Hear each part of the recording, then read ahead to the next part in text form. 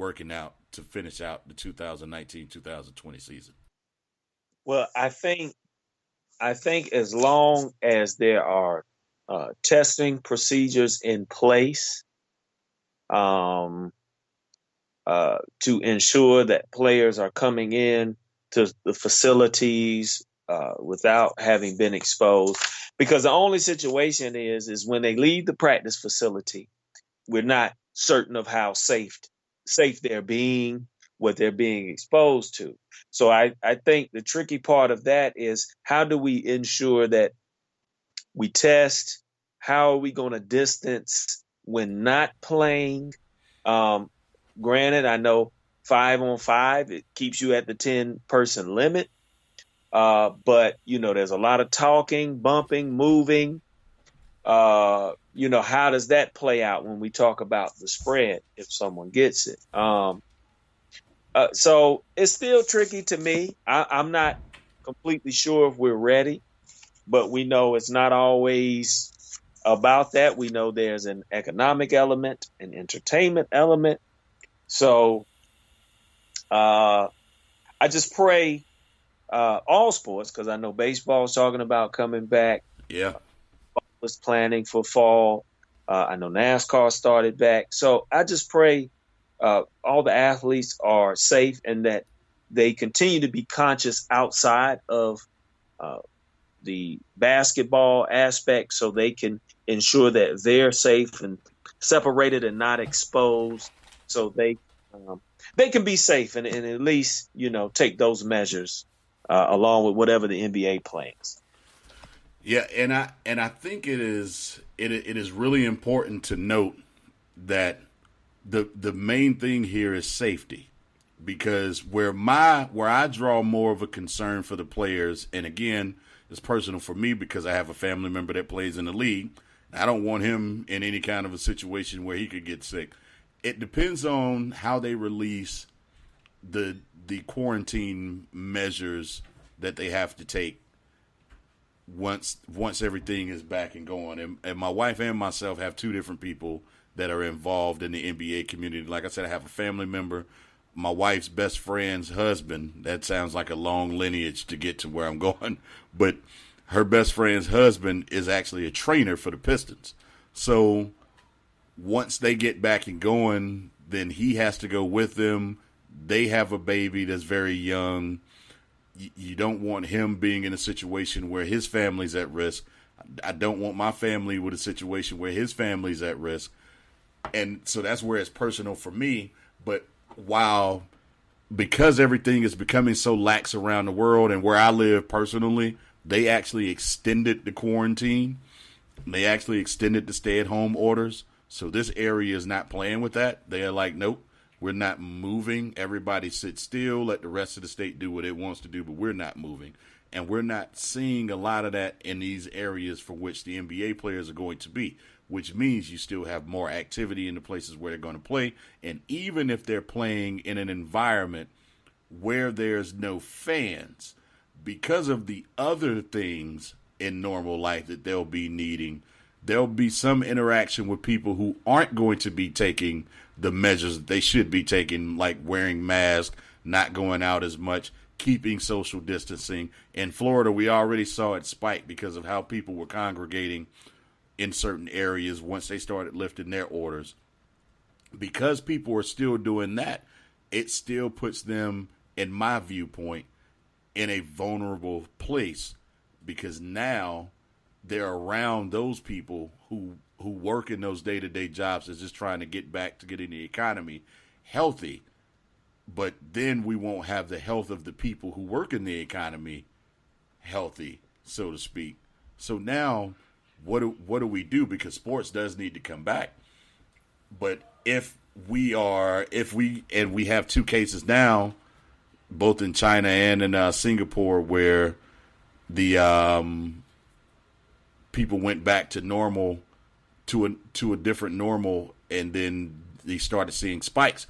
In Texas, there was a spike already where they weeks ago was like, you know what, we're going to lift the ordinances. They lifted the ordinances, and then they saw spikes in the numbers of thousands of people the numbers going up in thousands in Texas. So when you see stuff like that, does it still draw a concern for you? Because I know it does for me.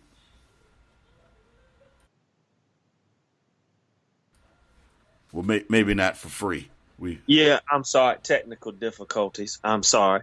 Uh, it does draw a concern, but like I say, it's going to be real interesting to see what is laid out by the league, who they're conferring with in this, as far as following guidelines and just ensure. I think they need to put a specific plan because, like I say, we've heard athletes speak out to this. So I still think there's going to be heavy concern amongst it, and it's alarming to me. But I feel if you're in a place where you're ready to move forward with this, then I think there probably was some consulting done to put you in this place of saying, yeah, we're ready. So I don't know. We'll see. We'll see, brother. We'll see. Yeah, well, the motivation is definitely financial, and I get it. But again, I currently feel, and I'm gonna leave it at this: the season's gonna start. We'll probably have about 10 to 15 players that'll catch it, and then we'll see a spike amongst that community because of the other communities that aren't following or did not follow the guidelines that were set in place before this one came along. And what we're going to see is the league shut down, and they won't finish this season because of it. And I think that's where we're headed. Speaking of sports, and we got the NBA draft coming up. Jemele Hill wrote an article last year, and I don't know how we missed this as an entity, but she wrote an article in Atlantic, and it was talking about it's time for black athletes to leave white colleges. And, this is something I've been championing for a while. And she talks about how much money they attract and what they bring up in terms of at PWIs while HBCUs struggle. And we talked about this recently when I talked about how if you allow, which is what the state of California is doing now, the NCAA is taking that into consideration. But when I talked about how if Zion Williamson had the option to go to Livingstone, if he wanted to, he could have just gone to Livingstone, and the cameras would have followed him, and he still would have been able to make whatever money he wanted to make based on the deals that he could get in that area, because Livingstone's not far from Charlotte, so there would have been a market for him no matter where he went, and he wouldn't have had to have depended on Duke and its endowments and its coverage and its deals, because the cameras just would have followed him. And she makes it very plain in this one, and I'm going to quote something that she wrote in the article, but I want to just listen to Ben Watson when Laura Ingraham brought him on her show and thought that Ben Watson was going to be her, what's the best way for me to put this, her designated black friend for the day, and he surprised her. So take a listen to this. Article, and I agree with her. She had some great points in that article. When you look at the history of HBCUs and you look at the hundreds of thousands of black professionals that have come from these schools over the course of the last several years since they've been created, and you look at what's been lost since integration has happened, what she was saying was simply that athletics is a multi-billion-dollar business. I went to two historically white universities, Duke University and University of Georgia, that have a lot of money based on athletics. What she was saying was that, look, we're living in a time where there's a big racial wealth gap. The average white family has a net income, a net worth that's 10 times that of a black family. And so if we're able to have some of these athletes that create so much income go to some of these schools, not that white students don't go and students of other ethnicities don't go. We live in a time where everybody can go wherever they want to. But what she was saying simply, if we're trying to pump money and revenue into some of these communities, that there's still this big disparity, this may be a way to do it. Obviously, that's in a vacuum. Yeah. There are other factors to figure into that. But when you read her argument, look, she lays it out very, very cleanly, and it's actually something that I agree with. And Free, that was, like I said, Benjamin Watson. He basically, the smug look on Laura Ingram's face where she disagreed but couldn't disagree is priceless. So if y'all want to see it, I would go check it out, because that was the part that was priceless, because she was shocked that he wasn't the black friend for the day. But one of the points that she makes that just completely blew my mind is that all of these majority white schools, in fact, black men make up 2.4% of the total undergraduate population of the 65 Power 5 athletic conferences. However, in the same breath, black men make up 55% of football players in those conferences and 56% of basketball players in those conferences. So when we look at that and we see that Alabama's athletic department in 2016, 2017, and for people who don't know this, I'm stopping with Alabama to say this part for a reason, because I heard that Alabama had pumped like $25 million into their athletic facility. And at the time I was working in Alabama and I was an NC State fan. And I went, wait a minute, let me go and see Alabama's football stadium. And I went down to Tuscaloosa just so I could see their football stadium. And it is incredible. It's actually it looked at least bigger than the Panthers Stadium, which is a pro team. And just pointing that out, it made me stop being a fan of any school that's not the one that I attended, because I felt like I was contributing, because they're obviously getting over on these kids, and that was just a position that I took. And I stopped being an NC State fan, not because their athletics were bad, but primarily because of how I was part of the problem in this situation, and I just took myself away from it.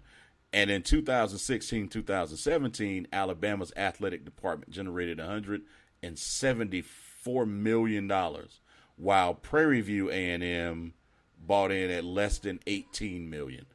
And that is insane when you consider that HBCUs